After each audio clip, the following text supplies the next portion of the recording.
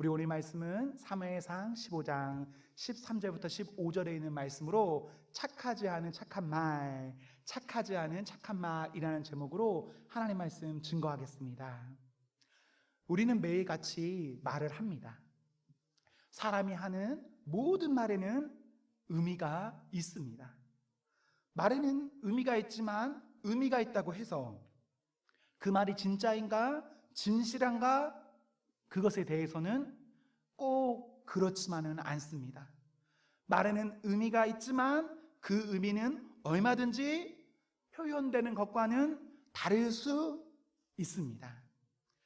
착하지 않은 착한 말.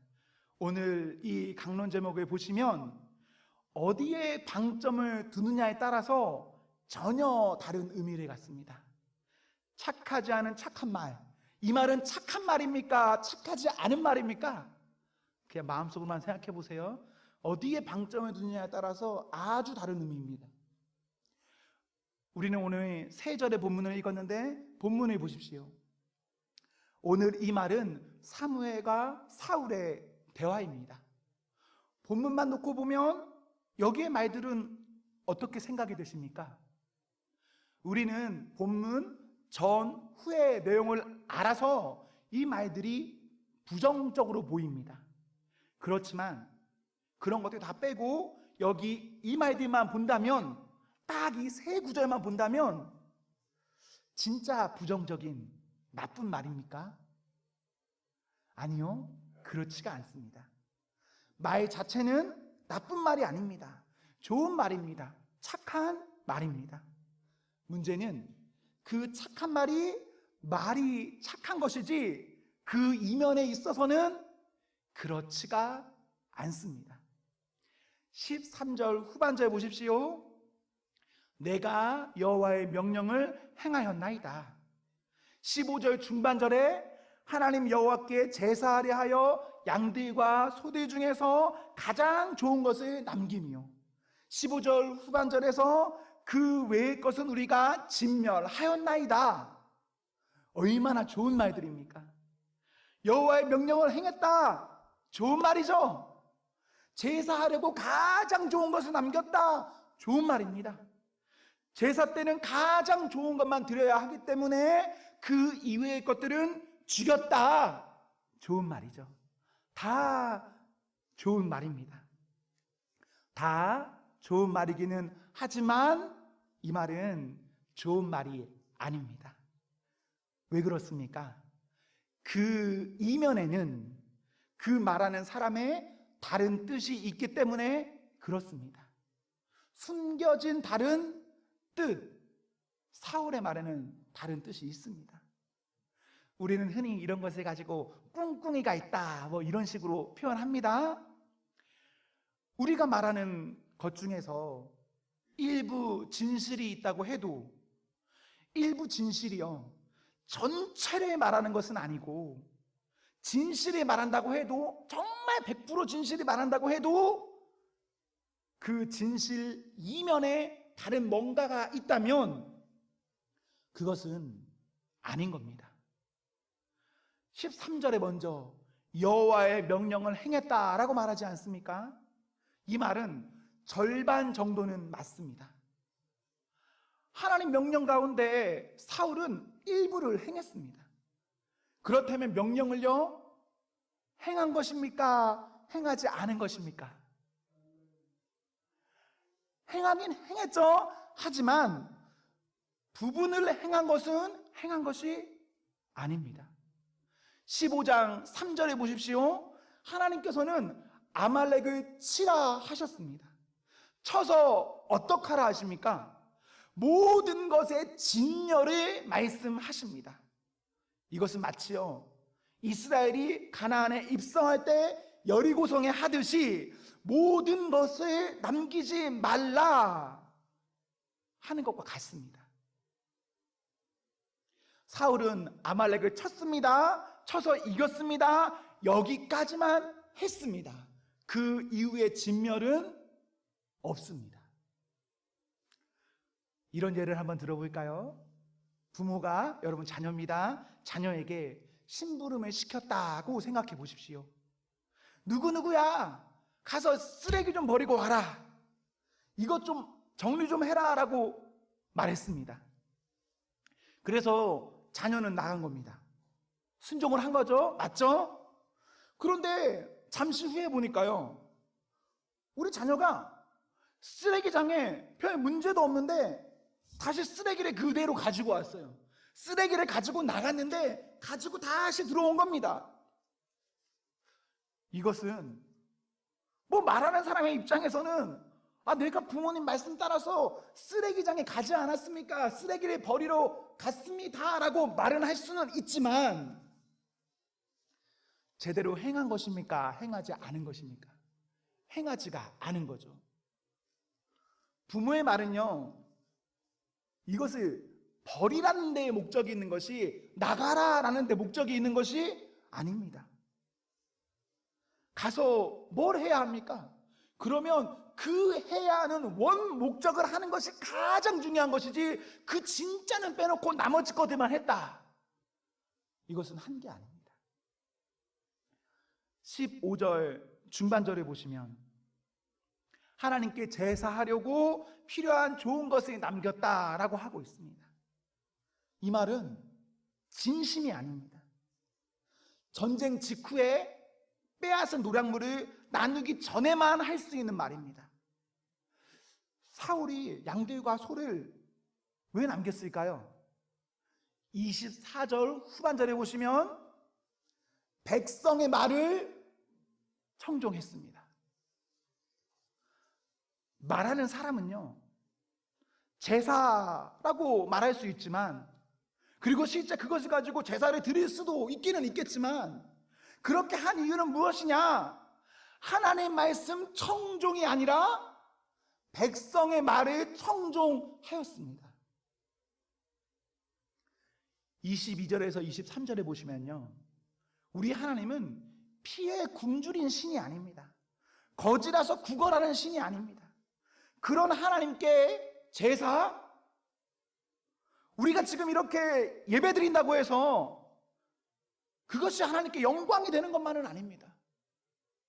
우리가 제사 드릴 때, 우리가 예배 드릴 때 누구 중심으로 예배 드려야 되죠? 사람 중심입니까? 아니죠. 우리 다 압니다. 누구 중심으로 예배 드려야 그 예배가 예배입니까? 하나님 중심. 그런 면에서 우리의 예배가 진짜 내가 너무 편한 예배다, 물론 좋은 예배일 수 있습니다. 하지만 고민은 해볼 필요가 있어요. 이게 하나님 중심의 예배가 맞는 것인가에 대해서. 만약에 우리의 편의를 너무 위하는 예배라면 이 예배는 어쩌면 하나님 중심인 그 하나님께서 받으실 만한 예배가 아닐 수도 있는 겁니다. 하나님께 순종하는 것이 제사보다 낫습니다. 하나님의 말씀을 듣는 것이 아주 좋은 고기, 거기서 나오는 아주 좋은 기름이 있겠죠? 기름보다 낫습니다. 순종이, 청종이. 우리가 우리의 뜻으로 좋은 것을 한다고 하면서 그것 중심으로 하면, 그냥 나를 중심으로 우리가 한다면, 내 중심으로 하는 그 무엇인가는 그것은 점치는 것이고 우상 숭배하는 것이고 하나님을 버리는 일입니다. 그래서요, 우리가 우리의 뜻으로 좋은 것 한다고 하는 것, 그렇게 좋은 게 아닙니다. 사랑하는 성도 여러분, 우리 누가 좋은 것을 행해야 합니까? 하나님. 우리 하나님께서 좋은 그 일을 해야 합니다. 24절 후반절에 보십시오. 우리가 하나님 하나님 말하면서 사람을 두려워한다면 그 말은 맞는 말이 아닙니다. 그 행동은 맞는 말이 아닙니다. 우리는 사람에게 청종하는 것이 아니라 하나님께 청종해야 합니다. 오늘 수요 예배 오셨죠? 여러분은 저의 말을 청종할 필요는 없습니다. 저는 사람이니까요. 그러나 전하는 사람이 하나님의 말씀을 전한다는 확신이 있다면 여러분 그 말씀은 청종해야 합니다. 왜? 그것은 하나님의 말씀이니까. 15절 후반절에 보시면 사울은 제사 외의 것은 진멸하였다라고 합니다.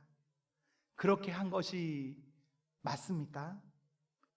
32절에 보십시오.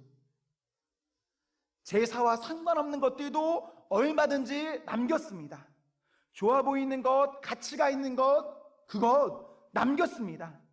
특히 아말렉과의 전쟁에서 왕을 죽이는 것, 이 왕을 죽이는 것은 아주 중요한 일입니다. 왜 왕을 죽여야 하는가? 15장 2절에 보시면 지금 이 전쟁은 그 왕들에 대한 보복이기 때문에 다른 것 진멸하는 게 중요한 것이 아니라 왕을 진멸하는 데 핵심적인 것이 있습니다.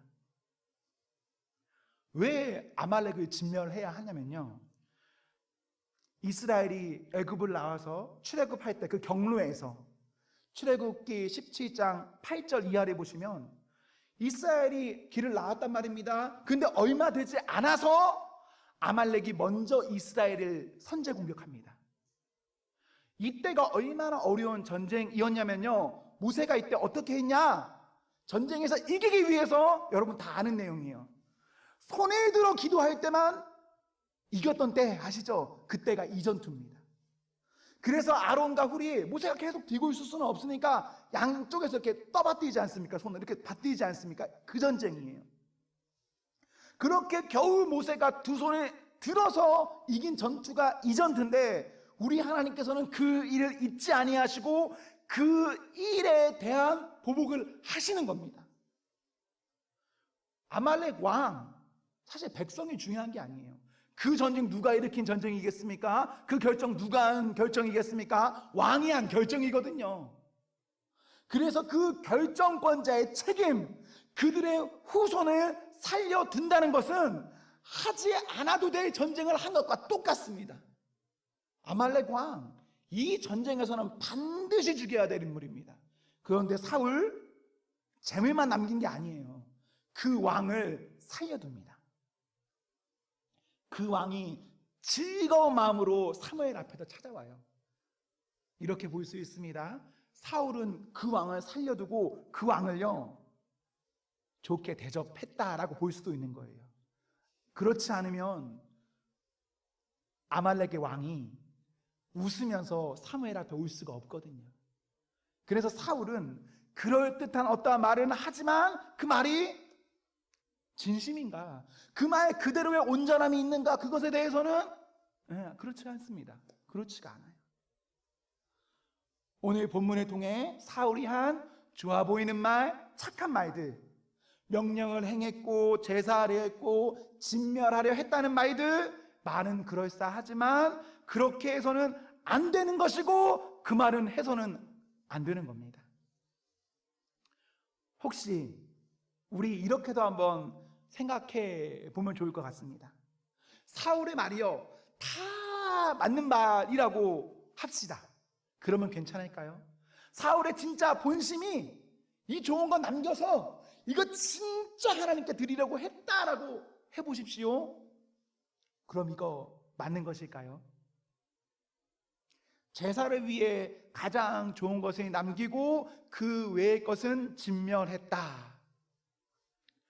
다른 거 다 필요 없이 이 말 하나만으로도요, 아주 큰 문제가 있습니다.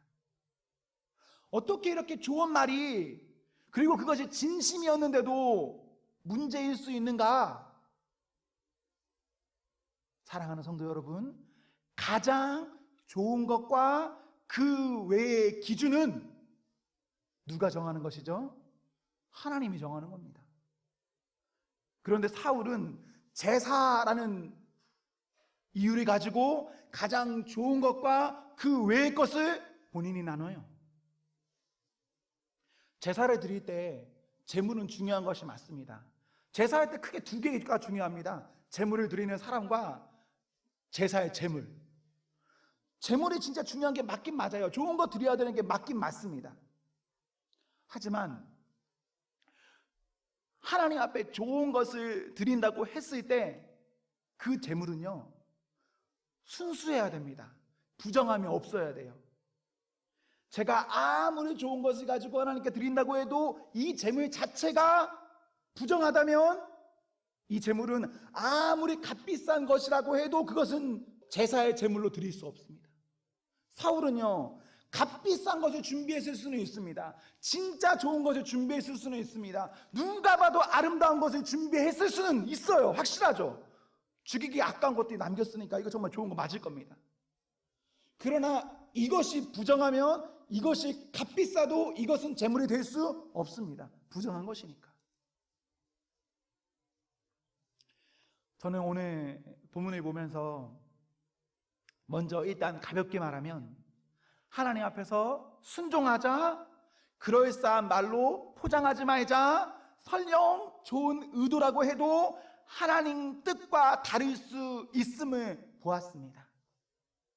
두 번째로 무겁게 말하면 착하지 않은 착한 말을 하지 말자라고 보입니다.